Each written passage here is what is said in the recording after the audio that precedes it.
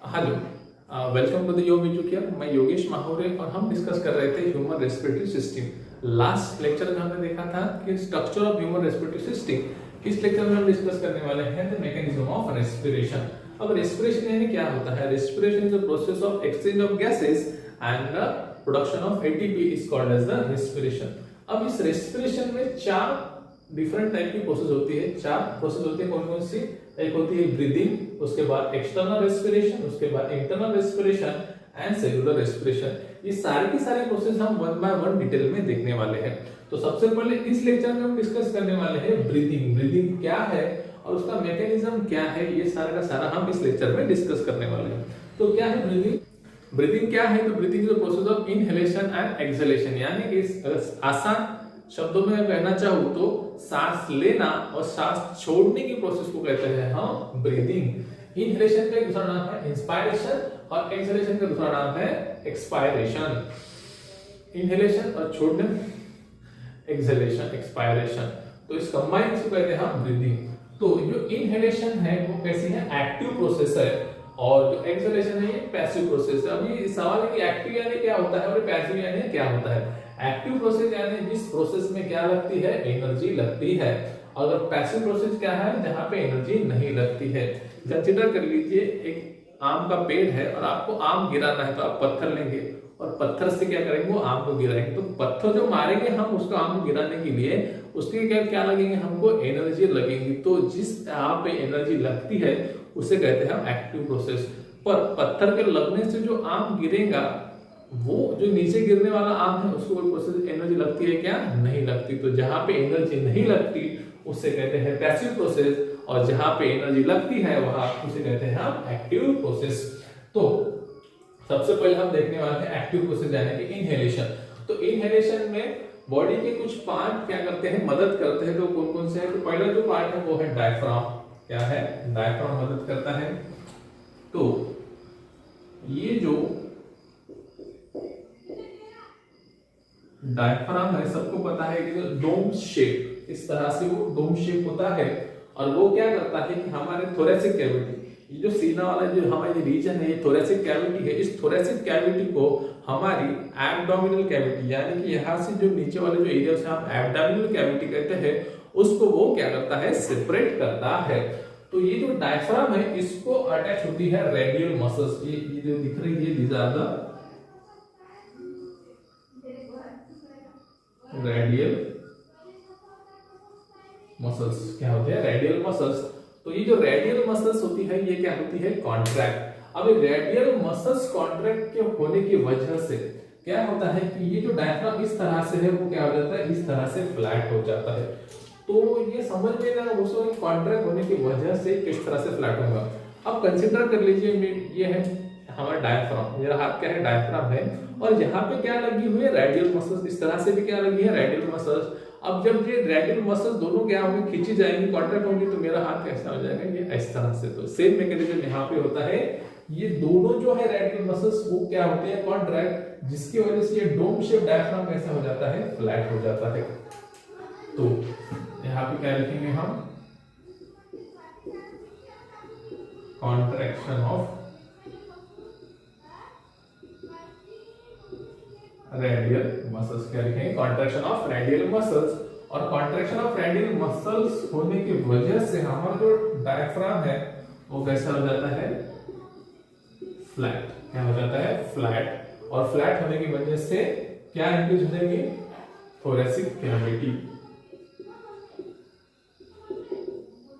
Thoracic cavity क्या होगी? Thoracic cavity increase हो जाएगी। यहाँ पे क्या हो जाती है? थोरेसिक कैविटी इंक्रीज हो जाती है। उसी तरह से दूसरे भी एक हमारा ऑर्गन है, ऑर्गन नहीं मसल्स है, उस मसल का नाम है इंटरकोस्टल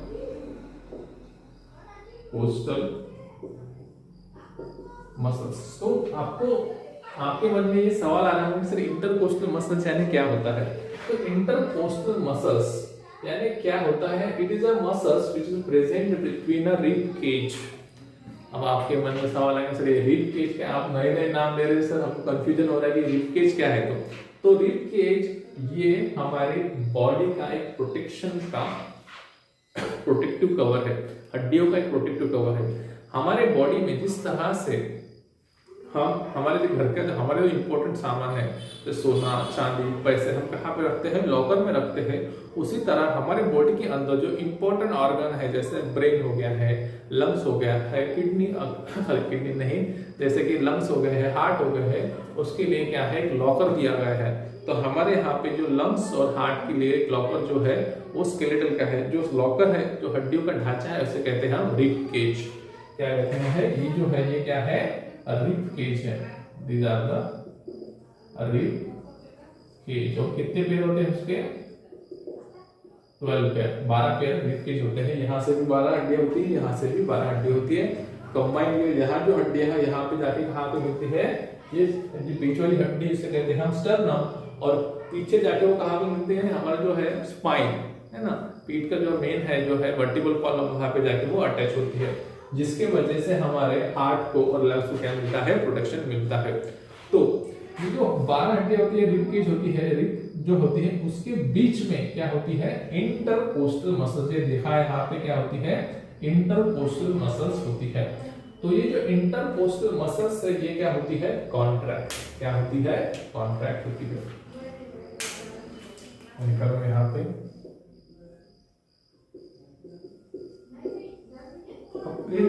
इंटर मसल्स कॉन्ट्रैक्ट होने की वजह से रिब केज, ये वाले रिब केज एंड स्टर्नम क्या होता है, अपवर्ड मूव करते हैं।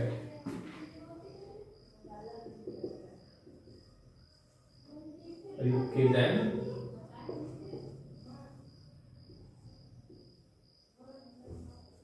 स्टर्नम क्या होते हैं, अपवर्ड मूव करते हैं। और अप कॉन्ट्रैक्ट के वजह से जो रिब केज है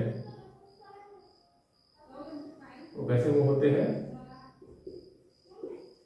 अपवर्ड एंड आउटवर्ड। देखिए ये जो है, देखा ये ओरिजिनल पोजीशन है। अब ये इंटरकोस्टल मसल्स कॉन्ट्रैक्ट होने की वजह से अपवर्ड और आउटवर्ड क्या हो गया, उसका मूवमेंट, यानी इसका क्या बढ़ गई, इसकी थोरेसिक कैविटी बढ़ गई। यानी कि डायफ्राम फ्लैट होने की वजह से थोरेसिक कैविटी बढ़ती है, और इंटरकोस्टल मसल्स कॉन्ट्रैक्ट होने की वजह से रिब केज और स्टर्नम क्या कैसे मूव होते हैं, अपवर्ड ऊपर की तरफ और बाहर की तरफ मूव होते हैं। तो जिसकी वजह से थोरेसिक कैविटी बढ़ जाती है। तो थोरेसिक कैविटी बढ़ने की वजह से क्या होता है कि लंग्स को एक्सपांशन करने के लिए, एक्सपांड होने के लिए जगह मिल जाती है, जिसके वजह से increase the volume of lungs, increase lungs volume. क्या है, increase the lungs volume is the important. क्या होता है, increase the lungs volume, increase the lungs volume. Lungs का वॉल्यूम बढ़ जाता है, और लंग्स का वॉल्यूम बढ़ने से क्या होता है कि यहाँ के अंदर का जो प्रेशर है वो क्या हो जाता है, डिक्रीज होता है। डिक्रीज द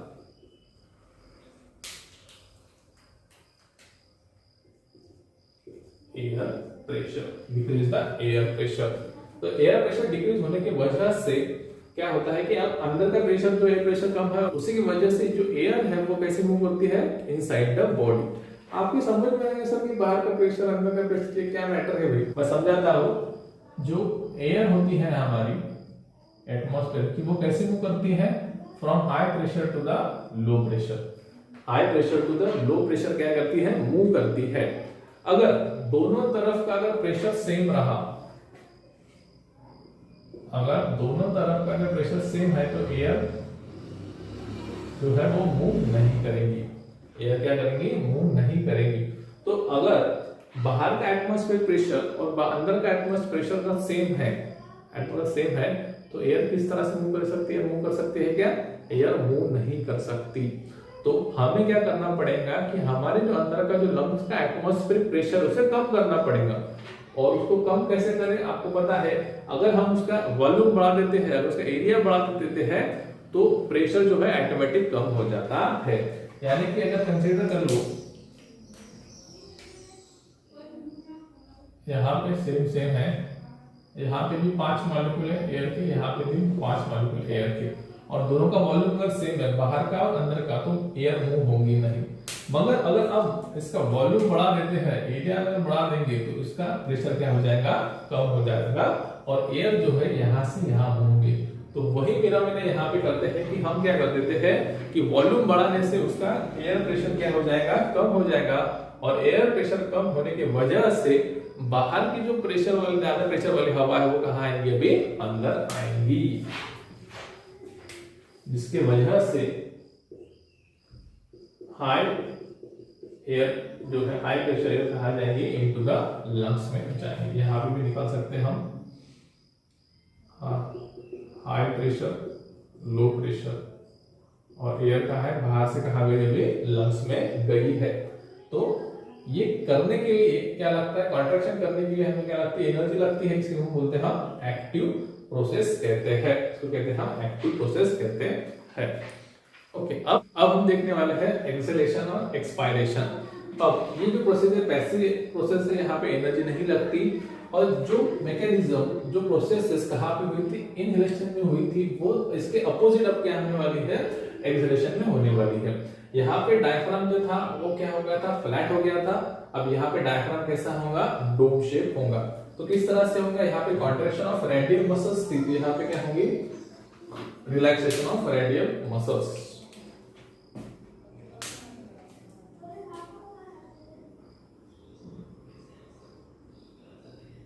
रेडियल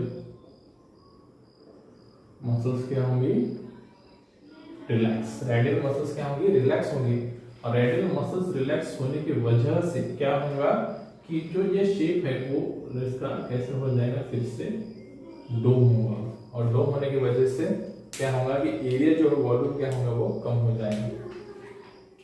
सॉरी,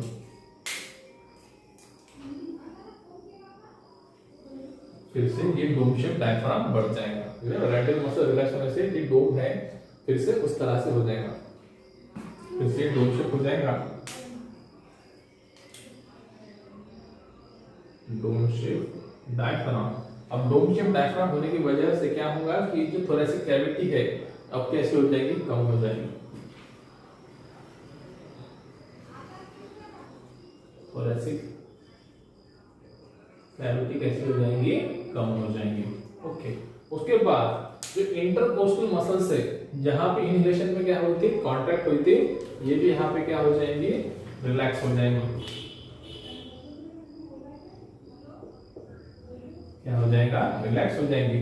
और रिलैक्स होने की वजह से जो रिब केज एंड स्टर्नम है वो क्या होंगे, यहाँ पे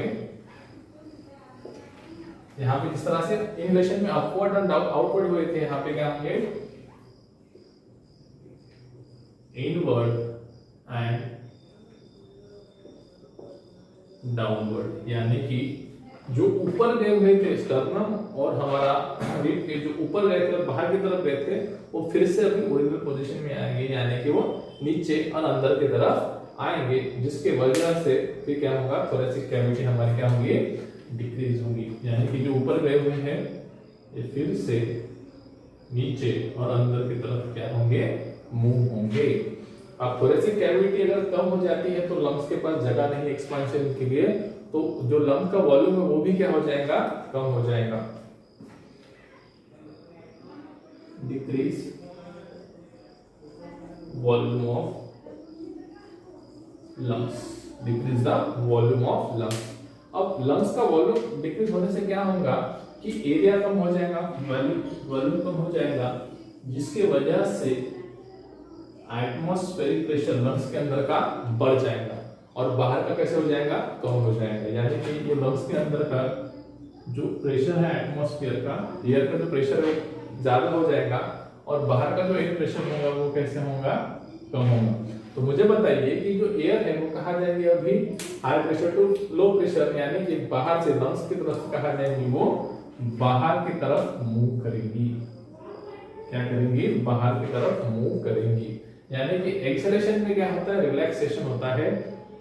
रिलैक्सेशन मसल डायफ्राम भी, रेडियल मसल भी रिलैक्स होती है और इंटरकोस्टल मसल्स भी रिलैक्स होती है। और इनहेलेशन में ये रेडियल मसल भी कॉन्ट्रैक्ट होती है, डायफ्राम फ्लैट होता है और थोरेसिक कैविटी क्या होती है, बढ़ जाती है। ओके, तो इस तरह से हमने क्या देखा इस लेक्चर में, हमने देखा इनहेलेशन और एक्सहेलेशन देखा है। लेक्चर में हम डिस्कस करने वाले हैं एक्सटर्नल रेस्पिरेशन। ओके, तब तक के लिए बाय बाय।